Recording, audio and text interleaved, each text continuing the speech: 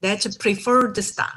So preferred stock is different from common stock, and preferred stock pays the same dividend. So we use perpetuity valuation equation because perpetuity preferred stock satisfies the perpetuity valuation condition. But so what's the equation?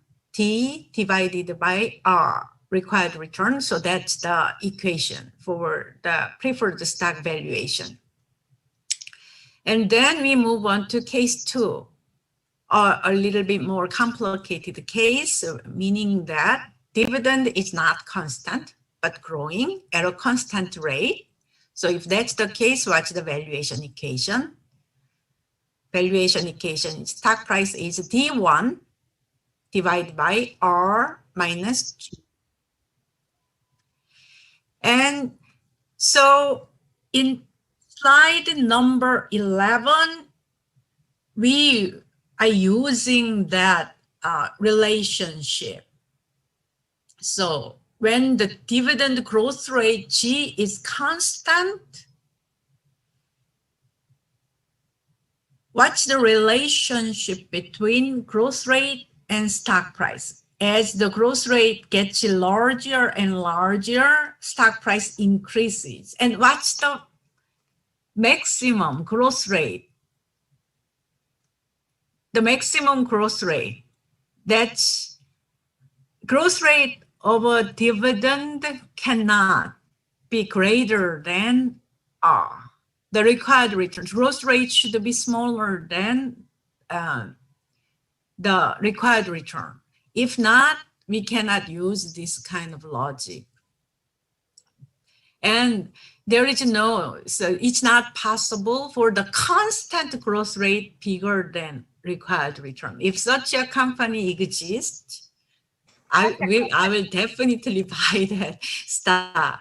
But that kind of company cannot exist. So this growth rate, constant growth rate being applied to all the growth rates that applies to all dividend in the future, hundreds of years, growing like crazy. That kind of company does not exist in the real world. So you should remember that D1 divided by R minus G, that formula applies to a reasonable constant growth rate cases. So think of this case, it's more like a stabilized company. It's kind of old and in old company in a very stable business. In that case, we can apply this kind of model, constant growth rate model. So if we are looking at companies old and well stabilized in their business, so growth rate is kind of constant and similar to the GDP growth rates, 2-3%, something like that. In that kind, or 5-6%, depending on the industry's condition. But in that kind of case, if we see that kind of company, how do we value that kind of stock? So the value of the stock in that kind of company is D1 divided by R minus G. So that's case number 2. And this chart in slide number 11 shows the relationship between the growth rate and stock price. As the growth rate gets higher, stock price increases sharply. Yeah, so this chart is trying to show the relationship between growth rate and stock price. So rapidly growing dividend rate, dividend growth rate, high growth rate means higher stock price. The next chart shows the relationship between the required return and the stock price using the same constant dividend growth rate model. So if we are looking at a company that has a constant dividend growth rate in a stabilized business, what's the relationship between required return and stock price, the discount rate and the stock price. And this relationship is exactly what you learned in previous chapters, like chapter 6 or chapter 5. So what was the relationship between present value and the discount rate? All else equal, when discount rate goes up, present value goes down, right? So that exactly applies to this stock valuation model. So the required return on a stock is the discount rate, and stock price is the present value of all the future dividends. So when the required return goes up, stock price goes down. So this is the relationship. We are using some numerical example to illustrate this relationship. So if this company is expected to pay $2 dividend per share, and this $2 dividend per share is expected to grow at 5% per year, what should be the stock price? So if the discount rate is required return is 10%, for example, how do you calculate the stock price? D1, $2 divided by R, 10% minus 5%. So 2 divided by 0.05 is the stock price. So the inverse relationship between the required return and stock price, you should understand the same logic applies here. Present value and discount rate has an inverse relationship. So I'm giving you a practice problem question. So suppose firm T is expected to pay a dividend of $4 next year, and dividends are expected to grow at 6% per year. The required return is 16%. So what should be the stock price? So if I ask you this kind of question in a quiz, what are you going to do? It's not that difficult, right? So, take a look at this company, and dividends are expected to grow at 6% per year. Oh, this is case number 2. So we can apply this P0 equals D1 divided by R minus G. So you can apply this formula. So D1 is $4, and the required return is 16%, and growth rate is 6%. So $40 should be the price. So any questions so far? All right. Then if I ask you, what should be the stock price expected to be in 4 years? And as I mentioned before, if the dividend is growing constantly growing at the constant rate, this P0 D1 relationship can be applied to any combination for future stock prices and dividends, right? So the stock price expected to be in 4 years means P4. So stock price expected to be in 4 years. So P4, how do you find P4? Use T5. So dividend expected 5 years from today divided by R minus G. The same relation applies. So how do you find the T5? Anyone can explain how we can find the T5? T1 is $4. So what is T2? How do you calculate T2? $4 growing at 6%. So T2 is $4 multiplied by 1 plus 6%. So T5 should be $4 multiplied by 6% growing 4 times. So I think I need to make it become a power. Is there a power key? Don't have a power key. I don't see that, so that's fine. Then I can use this symbol. And then 16% minus 6%. So this is the stock price 4 years from today. Yeah. So this is so you can, if I ask you to calculate P3, you can apply the same logic. So as long as the dividend is growing at a constant rate, you can always apply the same logic and calculate the expected future stock prices. Any questions so far? All right, no, and then we can proceed. And then let's move on to the third case. It looks more real.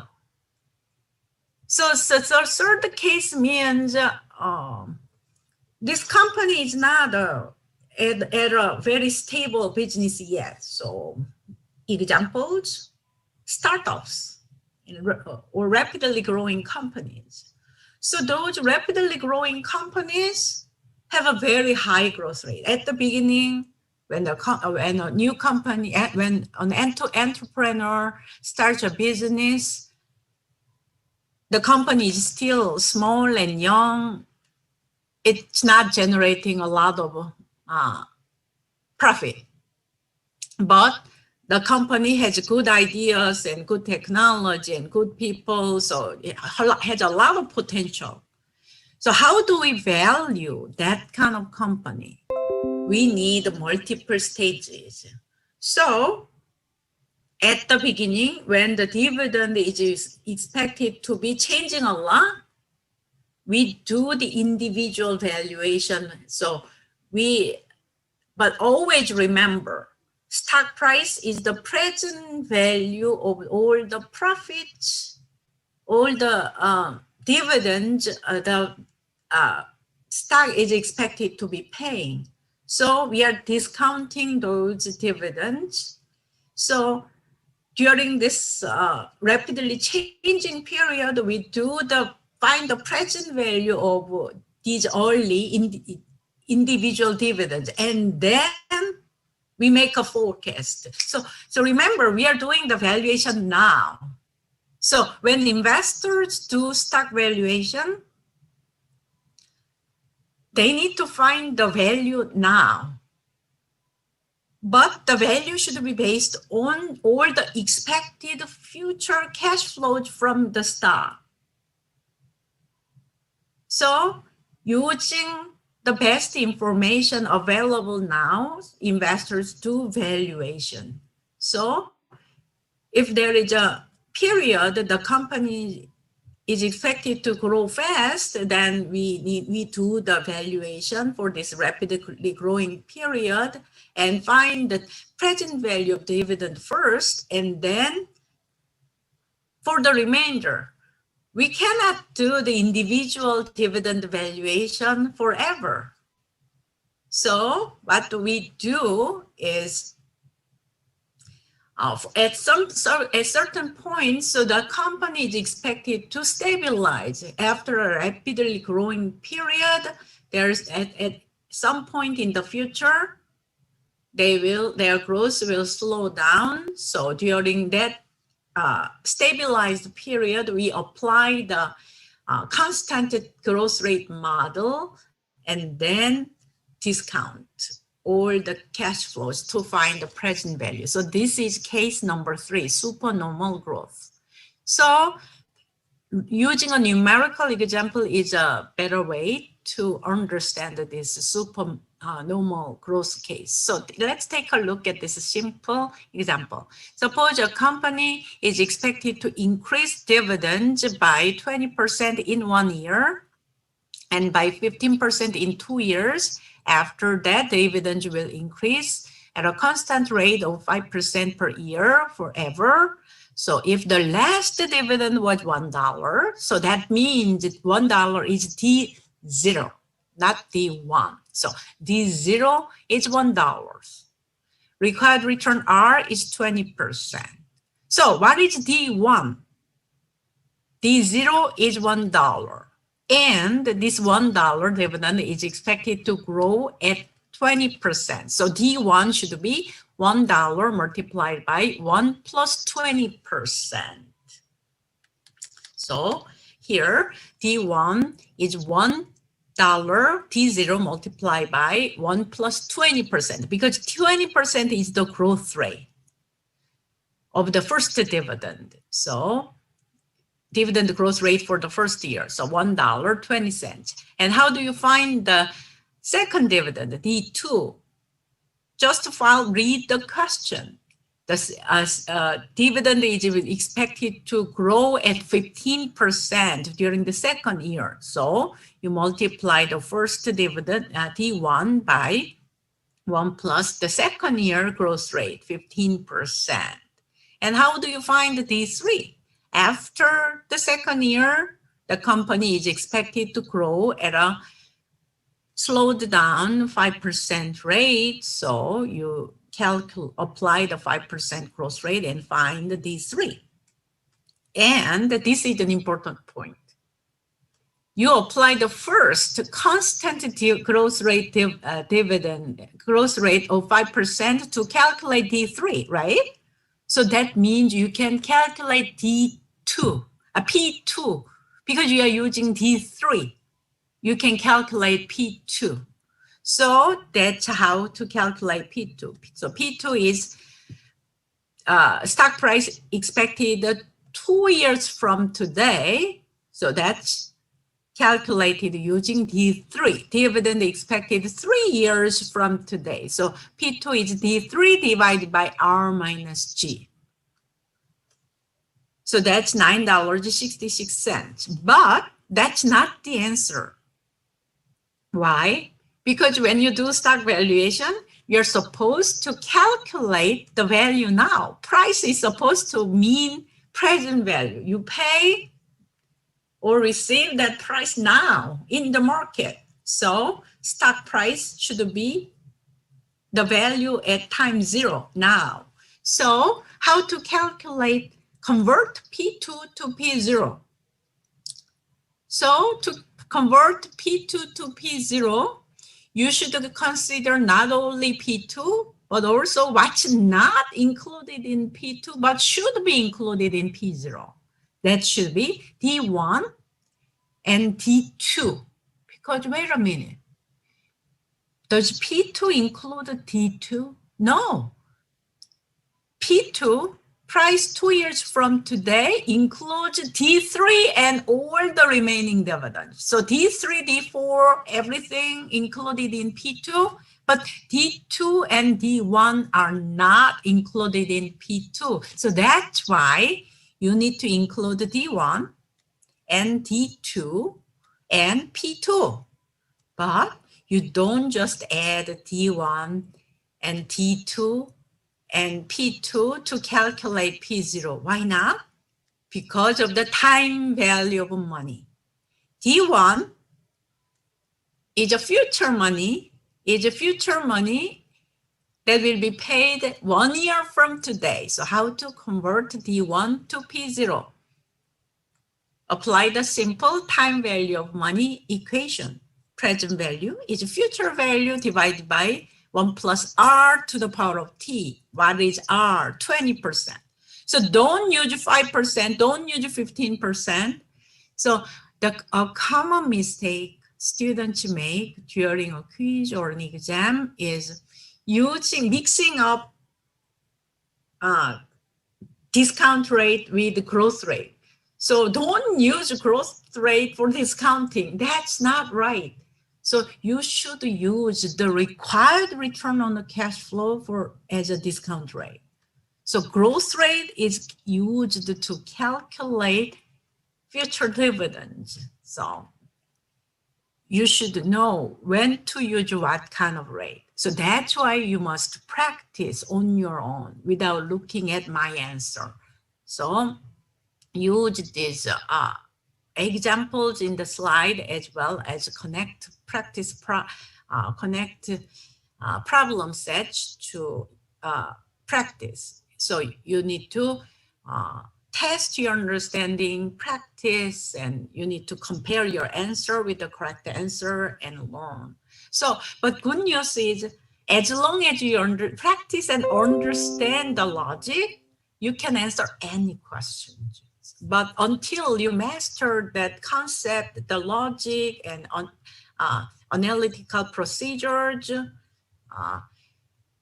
it's easy to make mistakes. So that's why you need to practice. But once you understand the process completely and practice enough, then you will do well in all future tests about that kind of concept and calculations. So it's very important for you to practice with enough numerical questions related to the stock valuation, 1, 2, 3 cases, especially the third case is the most complicated one. So you need to practice a lot, right? So you apply the same logic to find the present value of the first dividend 1 and dividend 2 and price at time 2. So you get $8.67 as the answer. So your answer, the correct answer is not $9.66. The correct answer is $8.67. So any questions so far? No questions? Okay, good. All right, so if you don't have any questions, actually I brought a new, another practice problem. So let's take a moment to see, open a whiteboard and then just check how many of you can answer this question.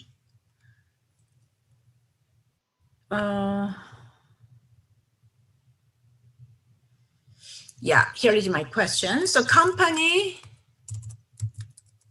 G traditionally pays an annual dividend of $1.65 per share. The firm is projecting dividends of $1.80 and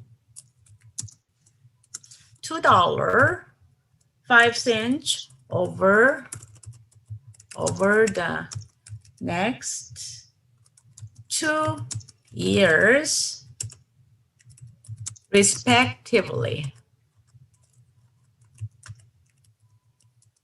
After that, the company expects to pay a constant dividend of $2.25 per share. What should be the stock price? If the required return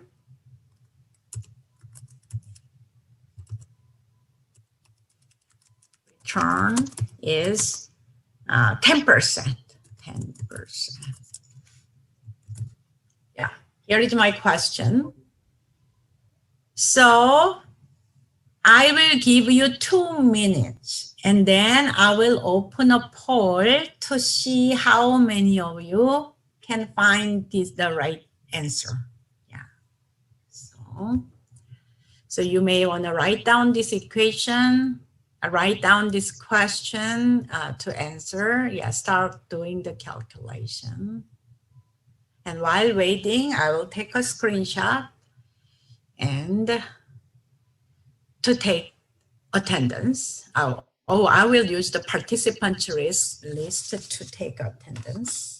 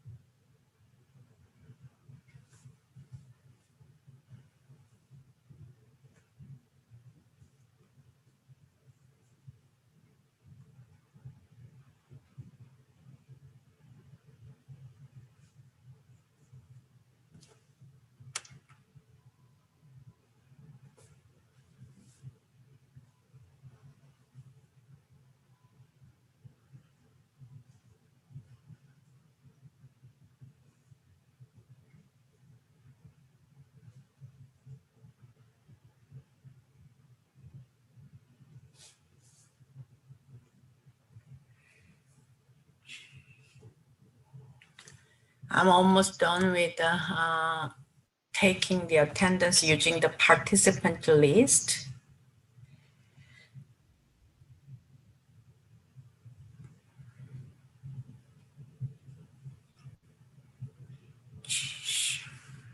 Okay.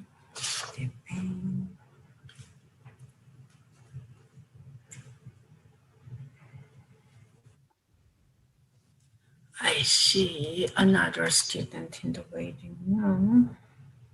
All right.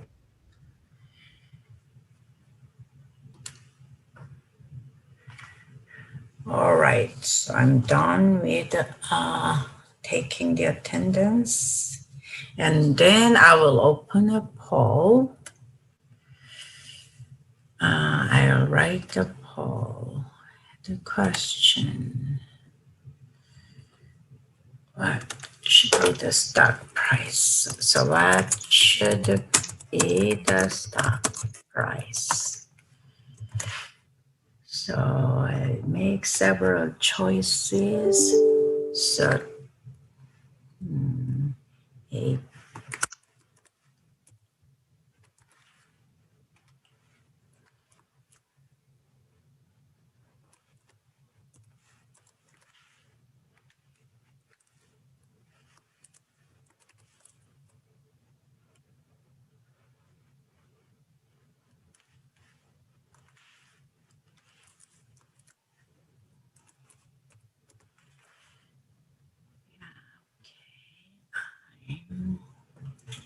where can I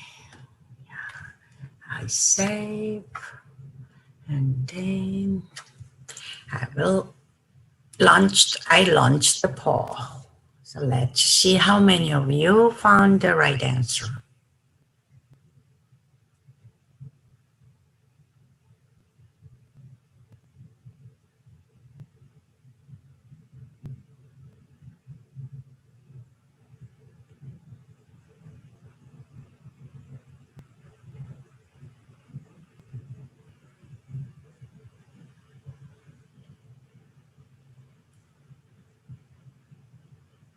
So if I gave you this quiz question, if this was a quiz question, what would be your answer?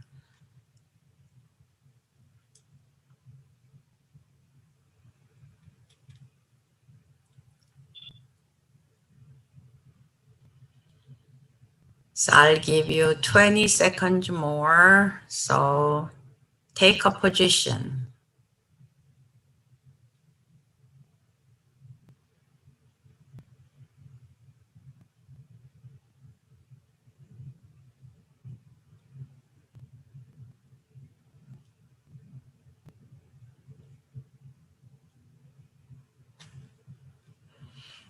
It looks like the majority of you didn't get it right. So I only see 2 students got it right so far. So I will end the poll. The correct answer, yeah, I will end the polling and share the result. Yeah, so the correct one answer is $21.93. Yeah. So let me open the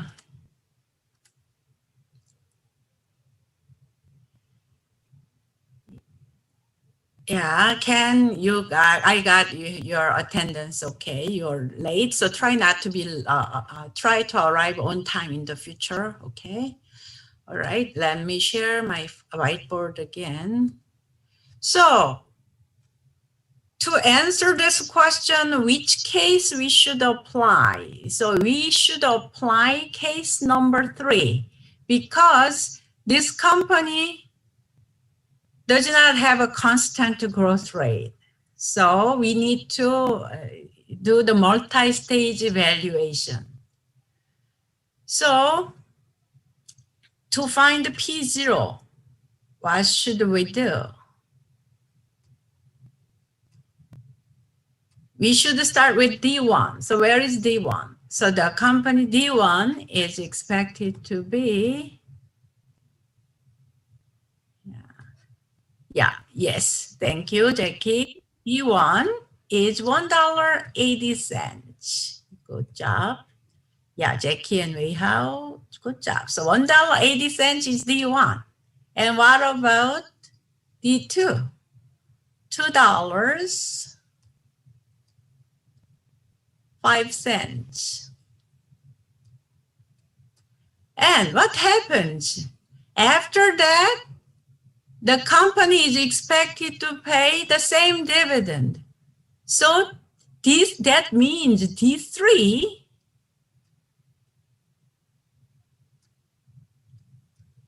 is $2.25, right? And T4 is also $2.25. So T4 is also $2.25, and that continues forever. $2.25 that continues forever. So what should we do here? So this is kind of a growth rate is 0. So growth rate is 0. So constant dividend growth rate case. So it's, as I pointed out before, in the when we are doing the review at the beginning of the class. So case 1 and case 2. So case 2 formula is very versatile when growth rate is constant. And actually case 1, growth rate is 0, is a special case of the constant growth rate. So D3, $2.25. So D4, $2.25. So the constant growth rate, T3, so we can calculate that P2 is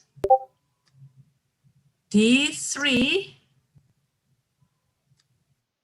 divided by R minus G, and G is constant. G is 0. So D3 divided by R, so P2 is D3, $2.25 divided by what?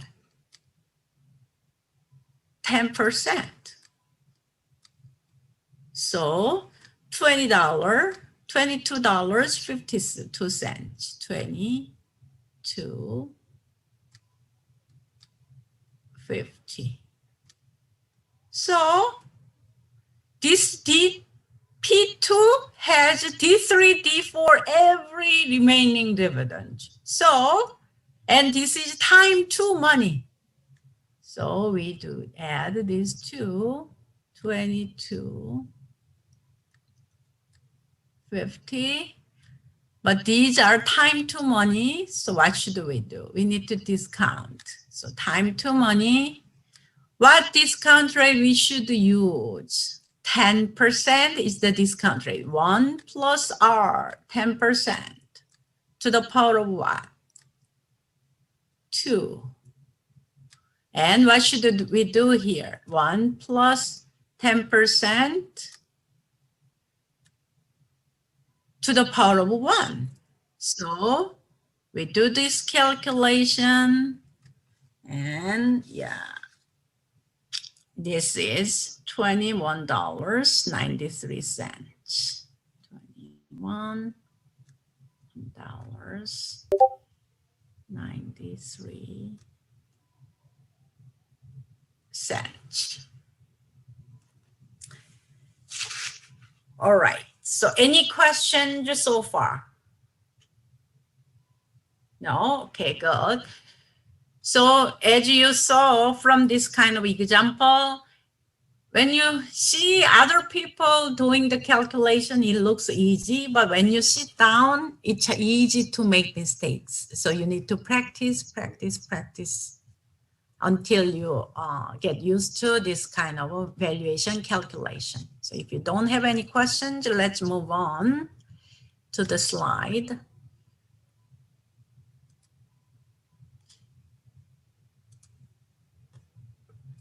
The next slide shows another way to look at the same problem. So in the previous problems, our goal was to find the stock price using the given discount rate and growth rate and dividend information. But you should be able to apply this procedure to find a different piece of information. What I mean is, what if the stock price is given, and if you are asked to find the implied discount rate?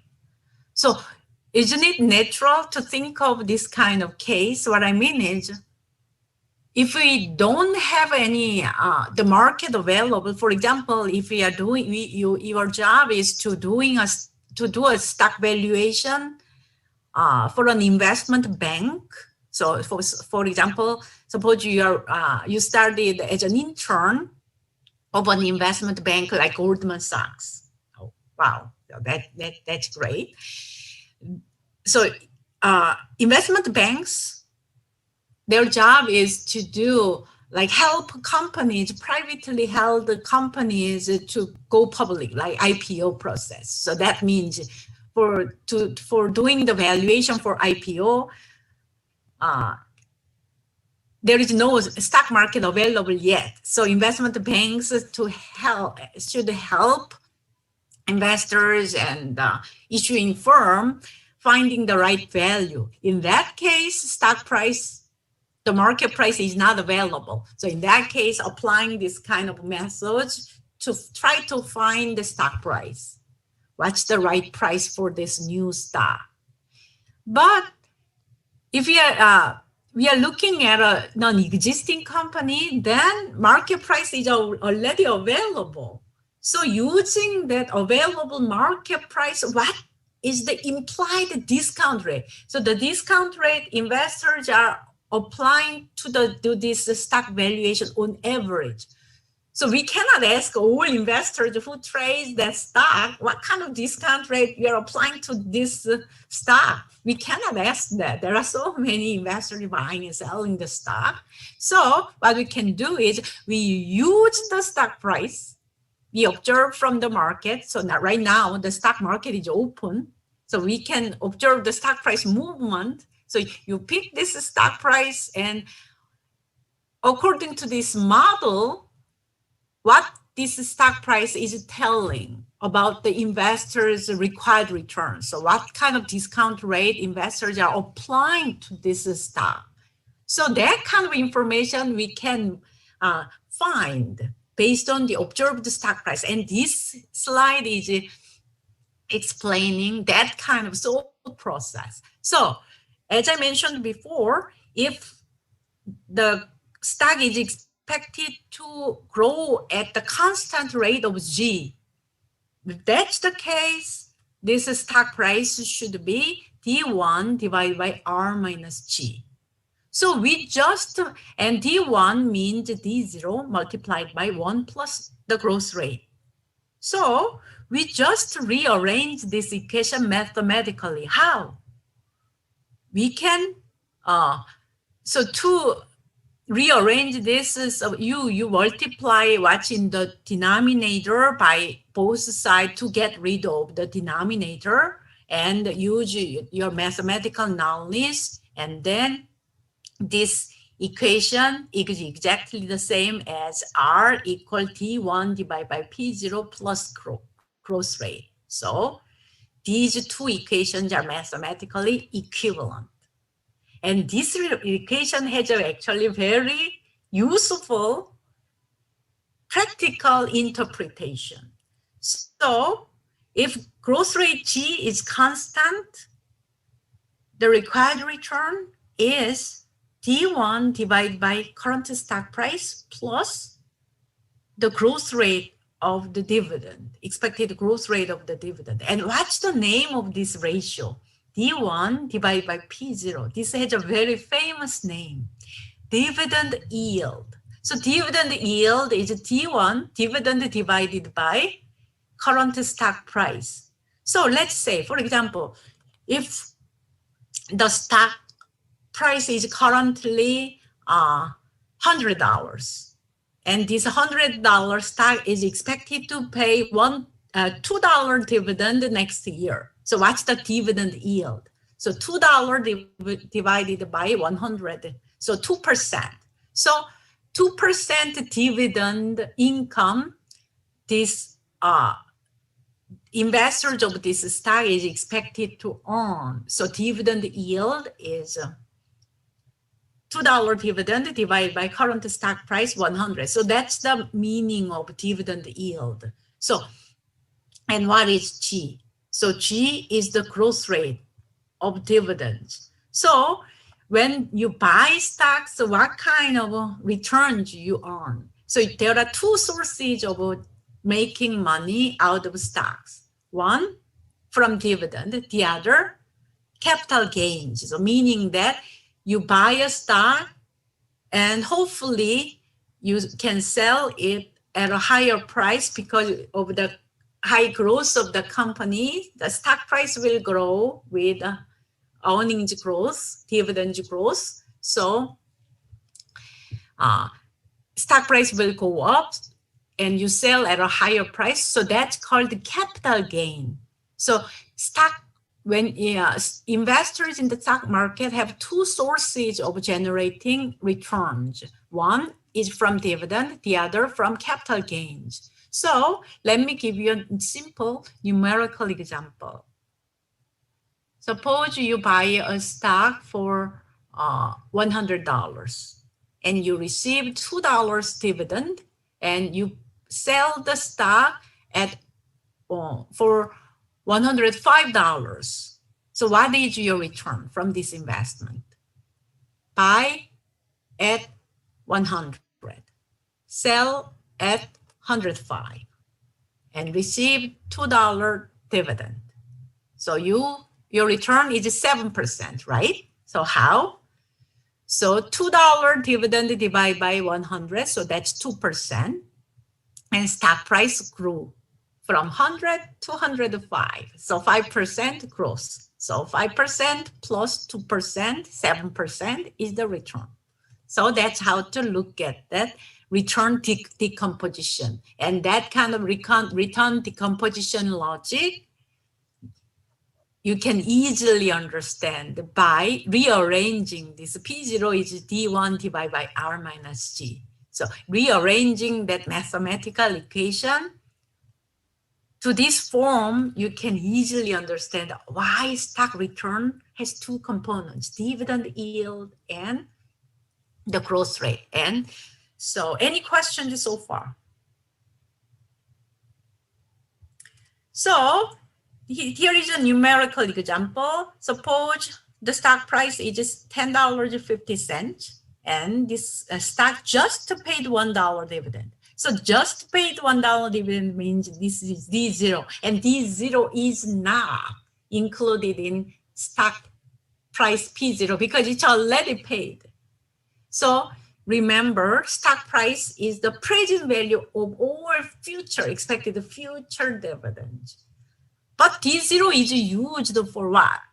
For calculating, it may be used for calculating future dividends, but it itself, D0 itself should not be included in the stock price because it's already paid. It's a done deal. So stock price, remember always, stock price, any security price is the present value that investors can earn from the security in the future. So present value of future cash flows is the price of a financial security. So This dividend is expected to grow at 5% per year. So what's the required return? Oh, I need to calculate the required return, and this is a constant dividend growth rate case. So I need to use the R is D1 divided by P0 plus G. So that equation you should use. So D1, to calculate D1, you should start with $1 D0 multiplied by 5%, 1 plus 5%. So that's D1 divided by P0 plus G, 5%, so 15%. So what's the dividend yield? So the first part, 10% is the dividend yield. The second part, growth rate, is the capital gains yield. So you should be familiar with this calculation as well as the terms, dividend yield, capital gains yield. So that kind of term, you should be familiar with it. And in the real world, okay, this is an important slide. So the dividend discount model, 3 cases of dividend discount valuation you learned in this chapter, slide 1 through 17. So that's theoretically perfect. So stock price is the present value of expected future dividends.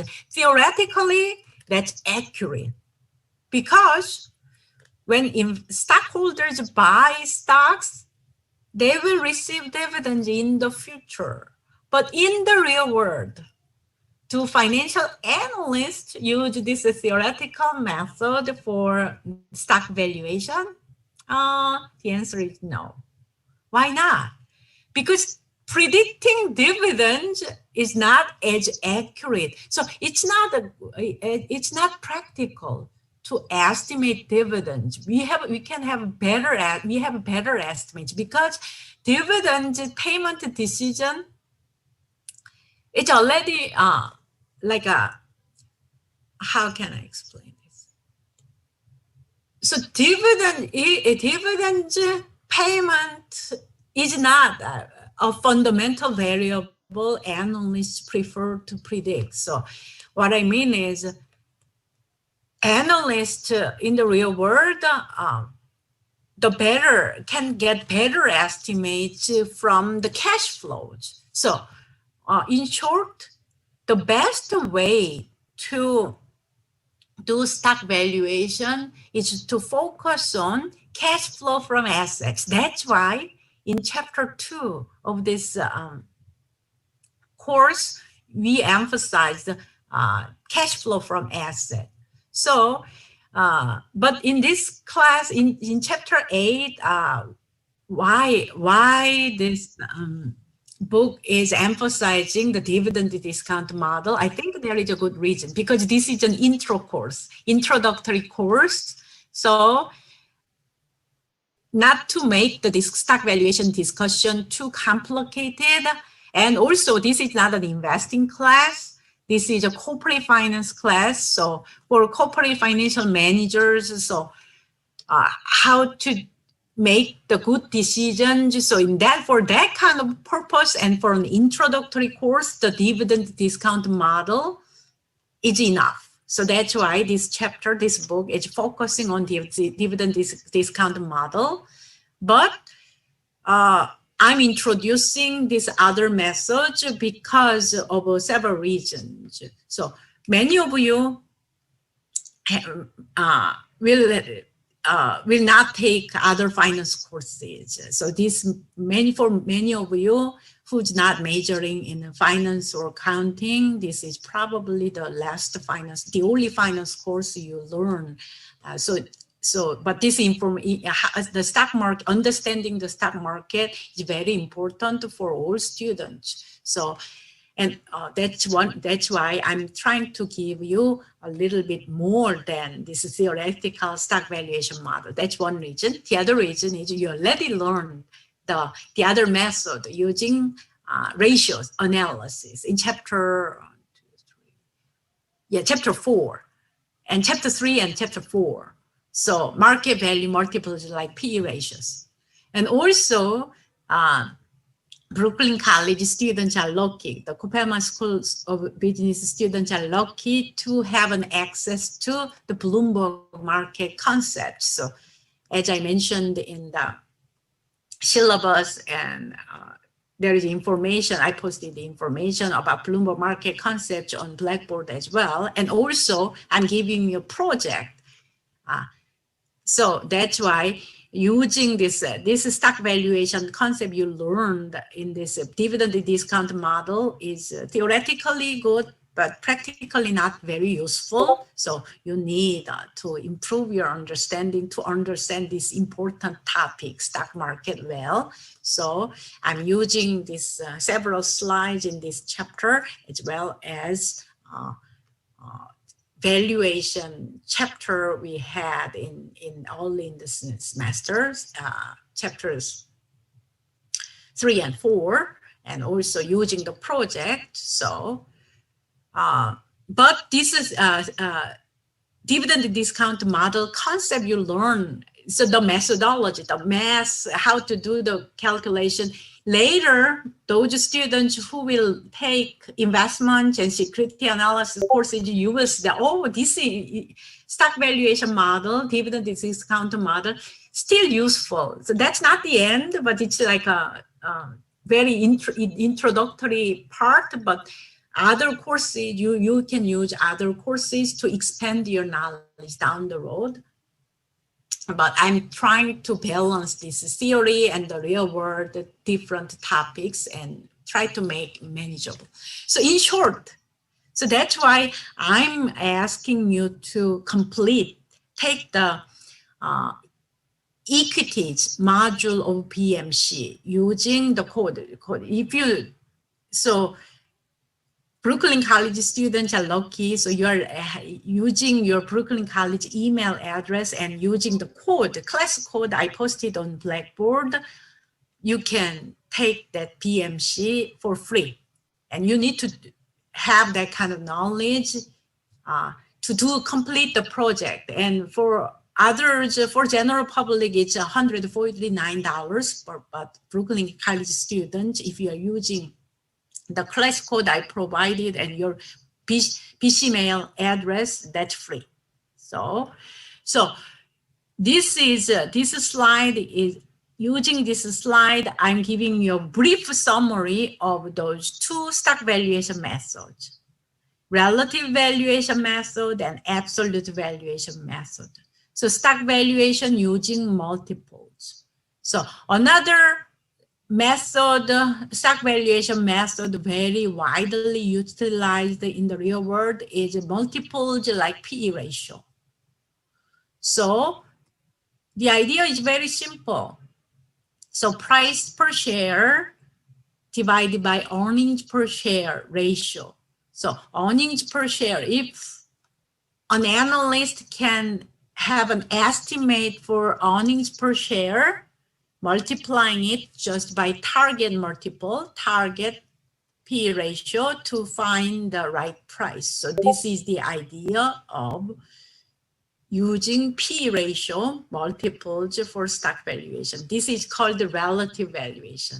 So unfortunately, we don't have enough time. This in 3310, the class time is very limited, but we have a lot of topics to cover. So that's why I'm asking you to take this equities module of PMC. And that e-learning course explains the logic behind stock valuation using PE ratios.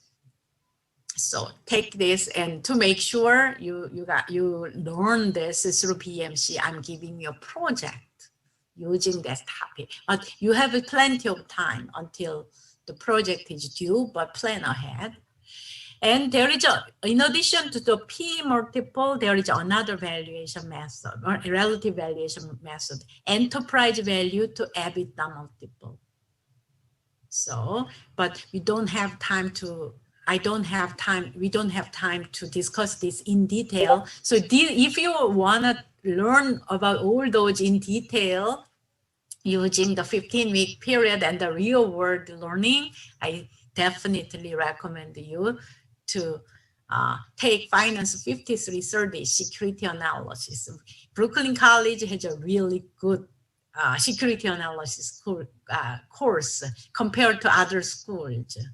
I was the one developing the course and taught it for 5 years. So I'm very familiar with what's going on there. I'm no longer teaching the security analysis course because of several reasons, like workload assignment changes. So we take turns. So I'm not going to teach security analysis for a while, but I can tell you that those who are interested in becoming an analyst of the stock market, I strongly recommend you take a Finance 5330 security analysis. But if you cannot take it for some reasons, you are not majoring in finance or something like that, still Bloomberg market concept is a good alternative.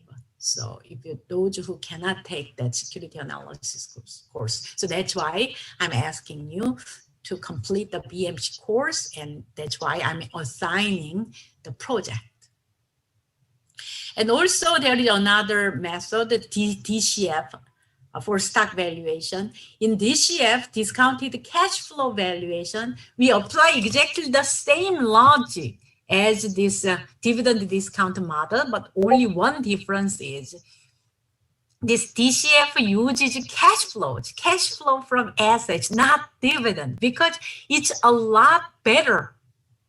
We can get a lot better estimate for cash flows than dividends, because dividends are not determined by the business, the market forces, the market environment for the company's business. Dividends, on top of that market environment, dividends is a decision by management. It's difficult to predict managers' dividend payout decisions. So it's better to try to predict cash flows instead of dividends. So that's why professional analysts use a discounted estimated cash flows instead of estimated dividends. But theoretically, it's correct to use discounting dividend, but just practically, we can get better estimates for cash flows. But all those real world exposures you can get from BMC. All right, any questions or comments so far? And the remaining slides are about the stock market fundamentals and theories. So these parts, I'm not going to spend a lot of time to explain this because you can read. So that's why I'm giving you reading assignments. So you need to read the books to learn. So you read to get the information versus I explain, not much difference. You can read and learn. But for calculation, quantitative, analytical problems, many students have difficulties, so that's why I'm focusing more. I'm using this limited class time to explain those quantitative, analytical problems. So, but understanding the stock market, how the stock market works, it's very important topic. So I strongly recommend you read the book carefully, the ebook carefully to learn. So I'll just use the remaining time to give you some kind of exposures of the stock market dynamics. Actually, I'll give you 2 minutes to think about what you digest the information you have learned so far and prepare for the remaining discussions. So I'll stop share now, and then I will take a screenshot to make sure I have everyone got the attendance taken. So I will take a screenshot, first page, and then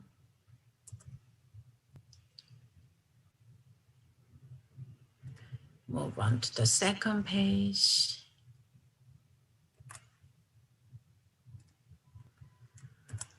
Okay, I saved, is this the first page? Is it the second page?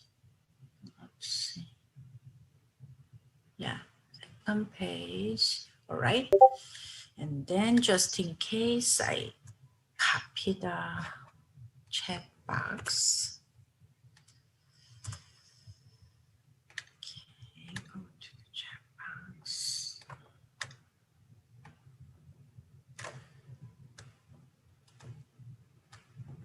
All right, I copied everything for the attendance record. Okay, now I can go back. So do you have any questions? Any questions so far?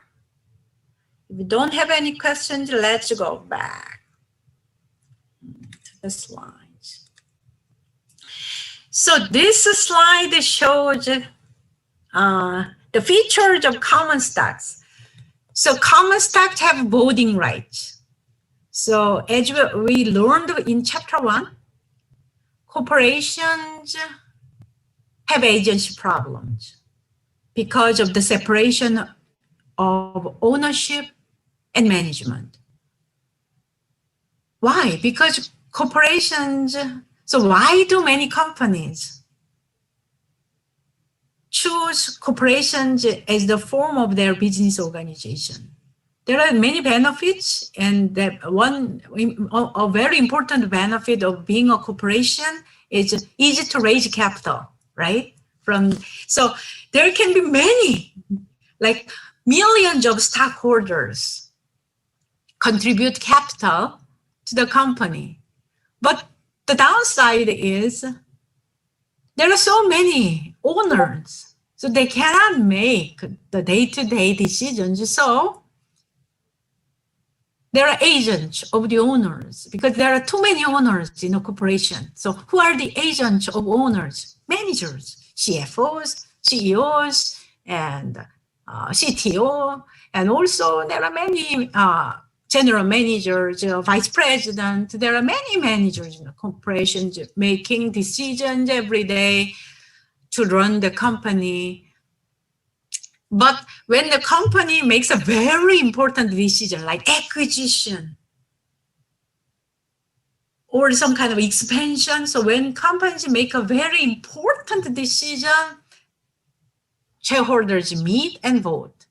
Also, shareholders elect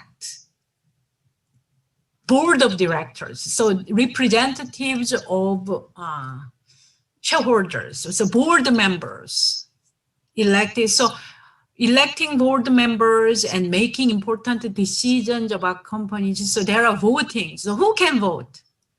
Common stockholders vote. Do bondholders vote? No, bondholders are investors, but they are creditors, not shareholders. So common stockholders have voting rights. Do preferred stockholders voting rights? Usually no. So common stockholders have voting rights. So how do I know? I read the book a long time ago. So you should read the book to learn about common stocks characteristics. Proxy means granting authority, a shareholder giving an authority to vote on behalf of that shareholder. So asking another shareholder or individual or institution to vote for the shareholder. So during a meeting, important shareholder meeting that is taking place, small shareholders usually don't travel to exercise the vote, to do the voting, but they are allowed to vote by proxy. So when there is an important battle, like takeover battle, so large shareholders try to reach out to small shareholders and asking small shareholders to vote by proxy. So that kind of proxy voting, sometimes it becomes very important in an important decision, like if 2-3 ideas are competing, but there is no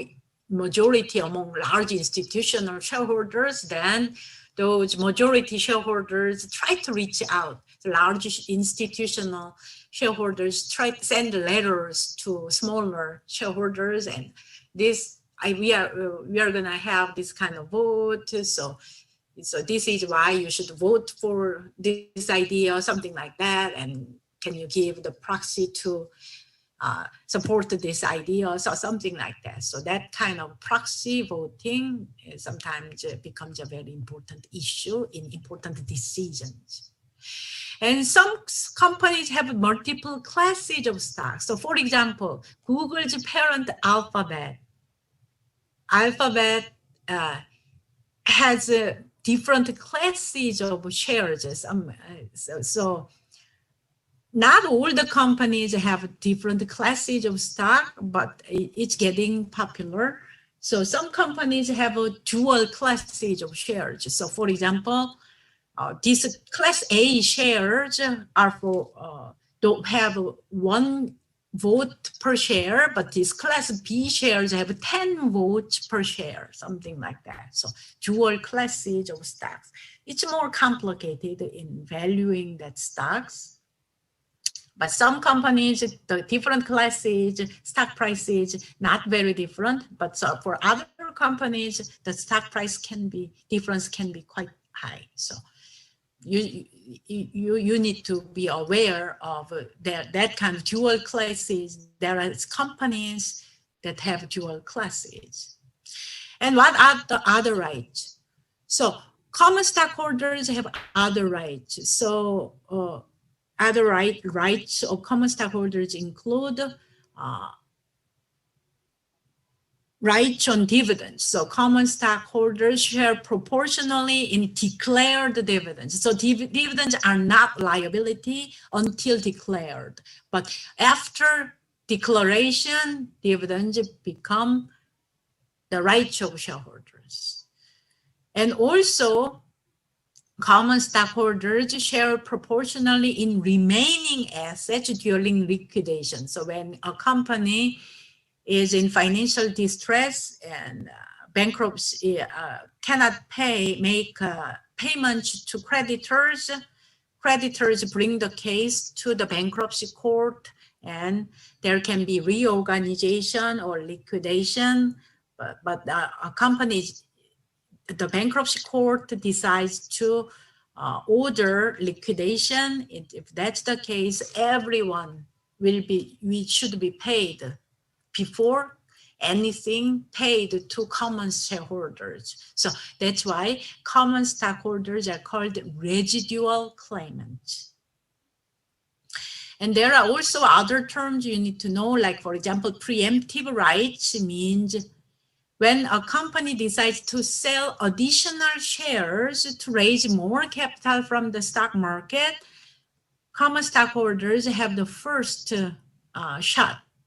So preemptive rights mean that kind of right. So before offering the shares to other outsiders, common stockholders has the right to participate in that new stock issues to maintain their share of the company. So that's preemptive right. And the next slide shows dividend characteristics. So dividends are not a liability until declared.